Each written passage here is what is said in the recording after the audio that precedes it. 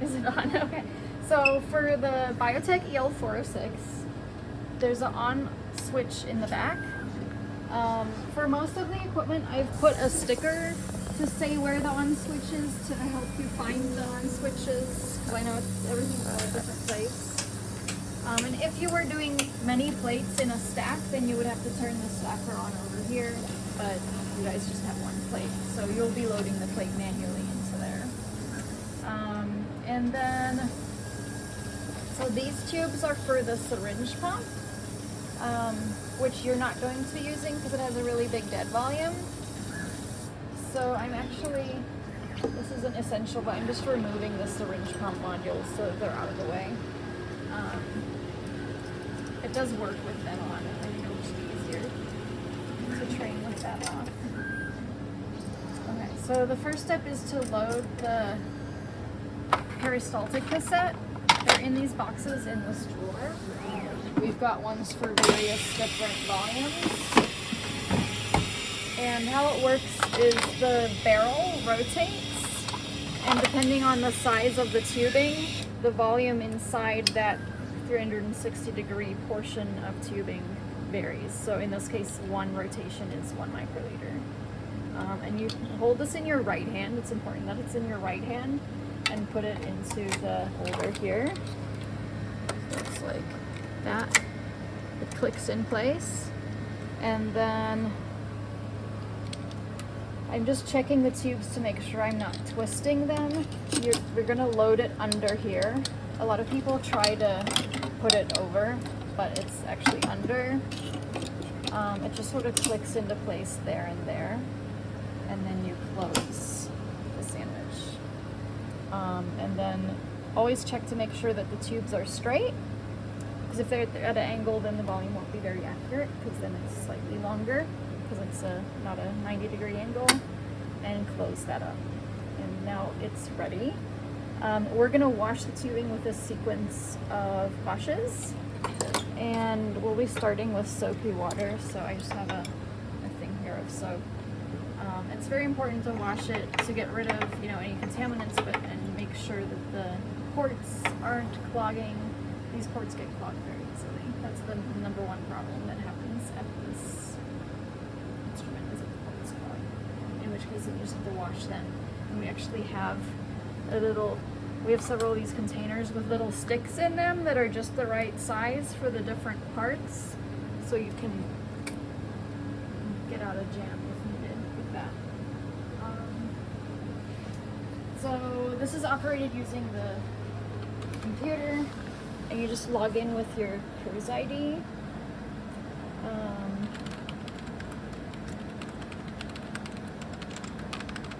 And it's on the internet, so you should be able to, anybody can log into there.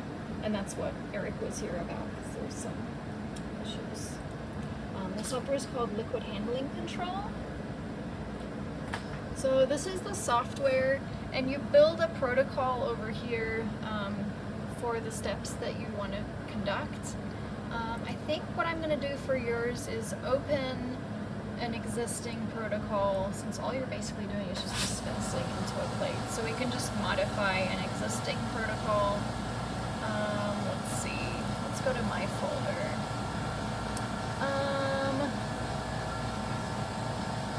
It sounded like you guys wanted to wash it really well, so I'm gonna pick one of my cell dispensing ones. Do you have any negative controls that don't get master mix, or does everything get master mix? Everything gets master mix. Just pick this one. So I just picked a protocol that's similar, but you could also build it from scratch. So I'm gonna go save as before I start changing it, and I'm gonna make a Parch Lab folder.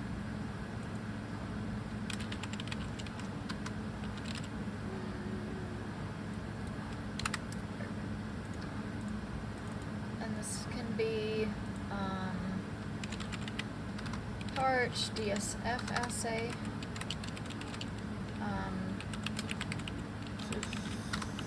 Dispense master mix. Yeah, 15 microliter.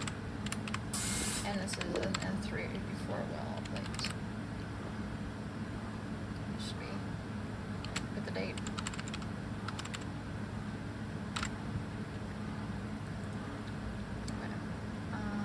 just delete some of this information that's not relevant.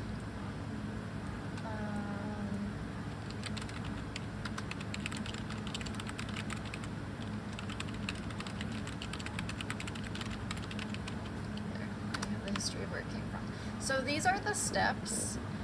This first step is going to be purging, and that's just in case there's anything in the tube line. It just reverse, goes backwards. And then it's going to have a prompt that's going to say to put it in soapy water, which it already is in there right now. And then it's going to prime for 10 seconds, and then it's going to say change, I actually don't like, there, change to water. And then it's going to prime again with the water. And then it's going to go to DI water, prime again. And then we did 70% ethanol. You were saying to do 20% ethanol for yours. And then buffer after that. Mm-hmm. So normally we did sterile media, but for you we're going to do... Yeah, it's just same as sterile media, what we're doing with buffer, like priming the cheese. Right. Okay. And then the next one was cells, so we'll just say Sample. master mix. Or sample, yeah, anything is fine. Sample master mix. Alright. And then it primes. And then I made a step just to remind us to put the plate in, very important, with lid off. Sorry. That's rude. Okay. And then it's going to dispense, and instead of 50 microliters, it's going to be 15 microliters. Oh, and actually all of this is for the 10 microliter cassette, so I'm going to have to change it to the 1 microliter cassette. For the dispensing, I do it at a low flow rate.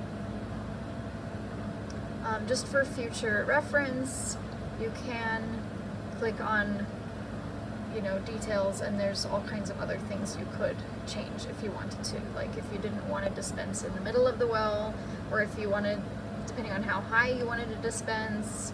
I do have it set to do a pre-dispense where it just goes like peep peep before it starts going, and that helps get rid of any bubble right before it goes.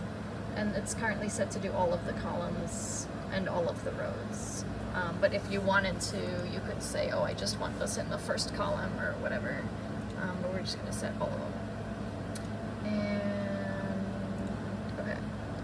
And then it's going to, after it's done dispensing, I'm going to add another, I'm just going to copy and paste the delay, just in case there's an issue and we don't want to start over again. I'll just make a thing here, like,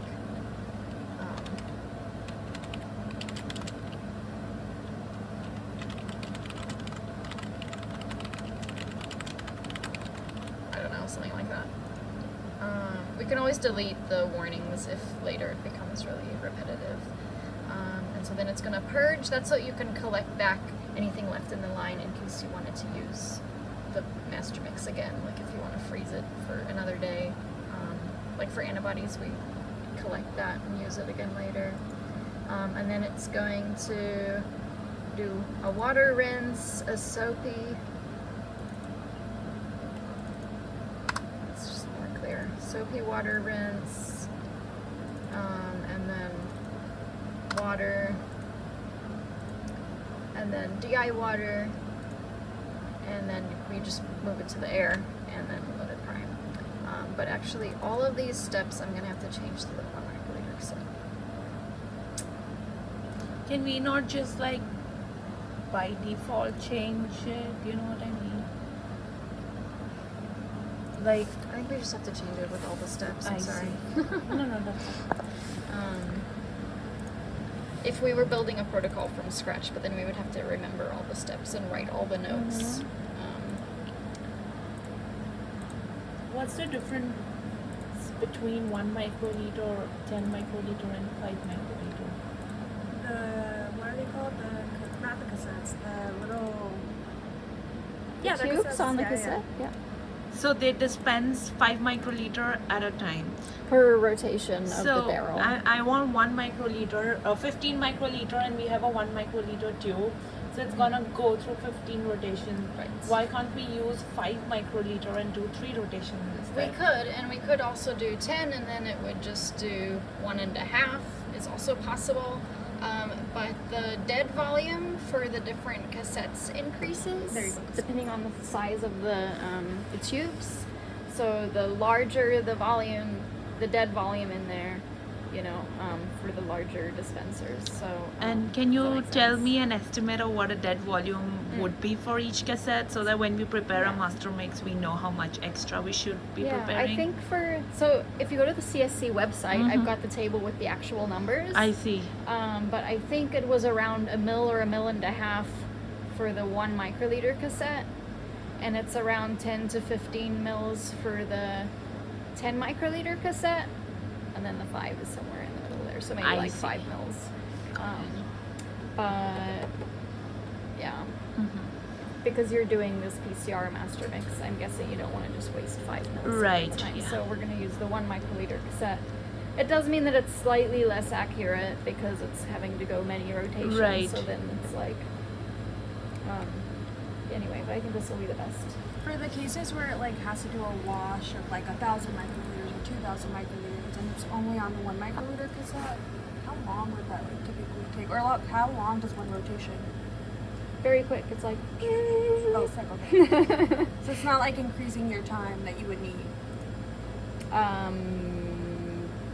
To have the different cassettes. Right. It does a little bit. Okay. So obviously the smaller the cassette, the more it has to rotate, the longer time. But it's not like so big of a change that it's prohibitive. I would rather choose based on the dead volume you want. Cool. No, just like in case we're like booking instrument time or Yeah. something like that. Yeah. So when I book it, the main time-consuming part is just all of the washing steps, and you have to put it in the soap and then click OK, and then put it in the water and click OK, and so it ends up being about half an hour no matter what you do. Right. Regardless of what cassette's on there. So I'm just changing all of those steps, and also just doing fixed volume because I don't know what 10 seconds would be on this cassette since I bought. And then we're gonna run a test plate just to make sure that we're happy with it. And in the process, we'll be cleaning the cassette really well. And we're gonna uncheck the biostack. That's the stacker if you had many plates. So I'm just unchecking that because you don't need that in your protocol. And then I'm gonna save it. For the dummy plate, we're loading buffering, right? Or Dummy plate, yeah, we'll just put like water or something. because I don't have enough cells, or not cells. Yeah, no, Protein cells. we'll just do water. The other thing that's important is to make sure that the instrument and the software are loaded with the hardware that you are going to be using. So in your case, we're using the Peri pump. It doesn't sense what cassette is on there, so you tell it that it needs a 1 mic. You're going to be loading a 1 microliter cassette, so you set it here in the utilities, and you say 1 microliter, and then you hit send. And then you also have to go here to the settings, and then you say get. Unfortunately, it doesn't send and get with one click. You have to go twice.